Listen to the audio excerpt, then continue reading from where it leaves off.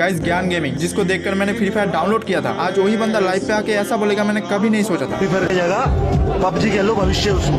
Free fire में कुछ नहीं है। गाइस सच बताओ ना तो ज्ञान भाई ने एकदम सही बोला है कि फ्री फायर गेम में कोई करियर नहीं। लेकिन ज्ञान भाई आप इस बात को अब क्यों बोल रहे हो? क्योंकि गैरीना वालों ने अभी आपका आईडी बैन कर दिया और तो और आप हमें फ्री फायर छोड़ के पबजी खेलने के लिए बोल रहे हो। तो ज्ञान भाई सबसे पहले तो आपको ही छोड़ना चाहिए, क्योंकि आपको देखकर ही तो लाखों बंदों ने गेम डाउनलोड किया है ना। और गाइस आज आप लोग कमेंट में बताना क्या ज्ञान भाई के कहने पे आप लोग फ्री फायर छोड़ के पबजी खेलोगे?